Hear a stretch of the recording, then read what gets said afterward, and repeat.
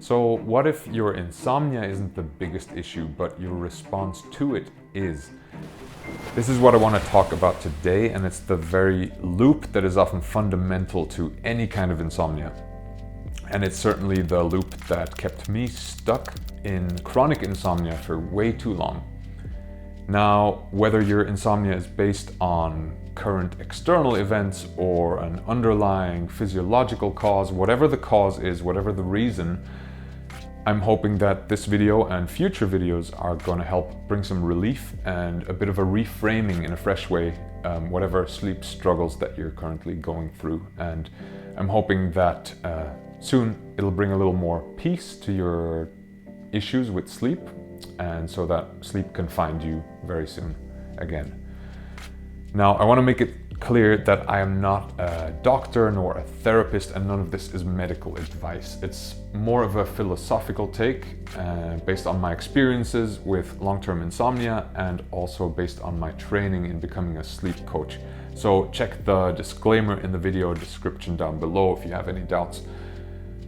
Also, as a side note, I'm very new to YouTube, so I'm actually currently limited to filming on my phone, and you'll find that some of the footage looks a bit weird. I'm trying to work that out and learn as I go. Also, I'm messing around with different styles of editing, so if you could give me some feedback, if you're someone with experience either in making videos or watching a lot of videos, I'd be curious to know whether this style of editing helps bring the point across for you or whether it's distracting, whether you would prefer a more simple approach. So I would love to learn from anyone who has some good advice for me there. But for now, let's turn back to the topic of the video, which is the loop of insomnia and our response to it. It's actually no coincidence that I'm tackling this topic today because this is all about our reaction to a bad night of sleep. And it just so happens I had a very short night of sleep last night. Granted, it was self-inflicted, it wasn't insomnia. I was just out for dinner with friends and the night went on very late. And so I only got to bed around 3 a.m. and then I had to wake up at 7 a.m. because that's when my alarm was set. And I wanted to have a full day. And so the message is really, how do we respond to a bad night of sleep without spiraling into the loop that I'm going to explain in a minute. And I want to use my present state, today's state of mind, with a little bit of fatigue and tiredness to illustrate the point that your response matters more than anything else. All right, so just for context, I want to give you a very condensed history of my insomnia. It's always kind of been there. Even as a child and a teenager, I'd think of myself as a bad sleeper or a light sleeper. But it wasn't until one particular moment and circumstance that I was launched into full-blown insomnia. That circumstance was that I was invited to be a performer on a world tour. This was amazing for me, and it still is. I completely love it. But what I didn't see back then was that there were so many factors kind of adding to my stress levels, and I couldn't see it clearly back then. So there was the performance anxiety, there was jet lag, there was stress, there was excitement in the air, lots of novelty. All of that acted on my life in a way that I now found myself more often than not awake in the middle of the night, especially during the hours of 1 a.m. and 5 a.m. So I'd fall asleep fine, but then I'd wake up in the middle of the night and be wide awake, and I couldn't get back to sleep. Now, looking back with more perspective, I can say, well, of course that happens. That would happen to anyone. Anyone who's experiencing heightened levels of stress will at some point have a disrupted night. Or even if there's no direct stressor, we can all have disrupted nights. But what perpetuated the problem for me, what kept it going for a really long time, is that I started to really obsess over it. I was just so desperate to try to fix the problem. So I went down the rabbit hole. I watched all the YouTube videos, I listened to all the podcasts, all the gurus, like Andrew Huberman, and read all the books about sleep. I even talked to a therapist, I talked to a sleep coach at some point. And what I didn't realize is that I was building this identity as the guy who doesn't sleep well. So other people would even know me as that guy, and that identity kind of well, it's like a reputation that preceded me at some point. People would know about my sleep problems. They'd ask me, hey, how's your sleep? You know, all that. So I was kind of putting myself into this victim mindset. I'll have to do another video about the importance of how you talk about your insomnia. That's for another time. But what I want to say here is that my response to this initial bout of insomnia was one of worry, obsession, and it built some very dysfunctional beliefs about sleep that then spiraled into insomnia for me. What I didn't realize back then is that all that desperate craving for sleep was the very thing that was keeping sleep away. So I want to illustrate this point a little further by introducing you to something that I learned in my training as a sleep coach with Daniel Erickson. And it goes like this: it's the loop of trouble and desire.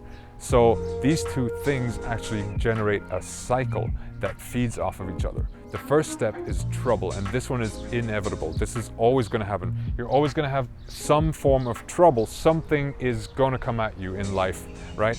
Whether it's sleep related or not, but today we're talking about sleep. So maybe you're going through hormonal changes, or maybe you have a big life event that just happened. Whatever the trouble is, it's inevitable. It's going to happen because that's life. Now, on the other hand, we have desire, and that is kind of our response to the trouble. And what that looks like practically is that the trouble could be a bad night of sleep, and then the desire is to sleep. And I'm going to show you now how one feeds the other. So of course, a bad night of sleep is really annoying, but what's really good to keep in mind is that while we can't work on this, because it's inevitably going to happen at some point, we can work on this, which is the response.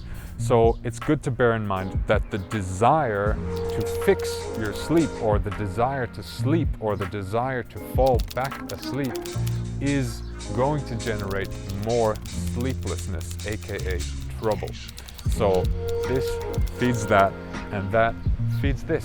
So we find ourselves in this cycle, and the only way to break free from it is not by magically wishing that this didn't exist, but by looking at our response over here.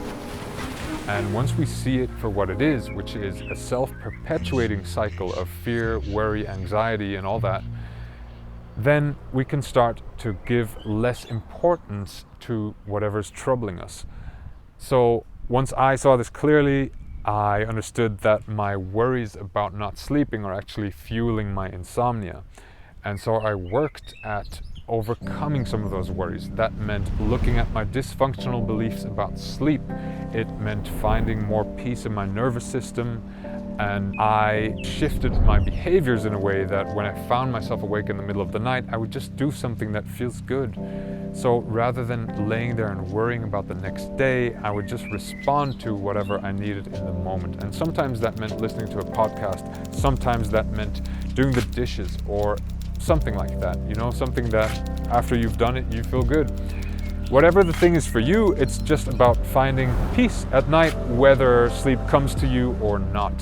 And then the next step after that, once you've found peace at night, regardless, the next step is finding peace during the daytime. So again, today's the best example for this because I'm operating on 3.5 hours of sleep, but honestly, I don't really feel that very much. I feel perfectly happy. I'm having a great day.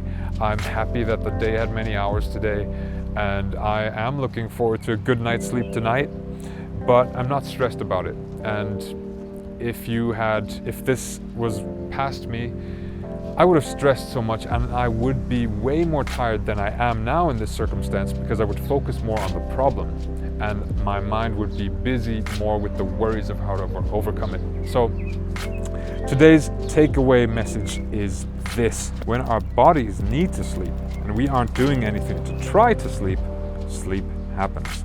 On the flip side, if we try to sleep, less sleep happens. And the more we try, the less we sleep.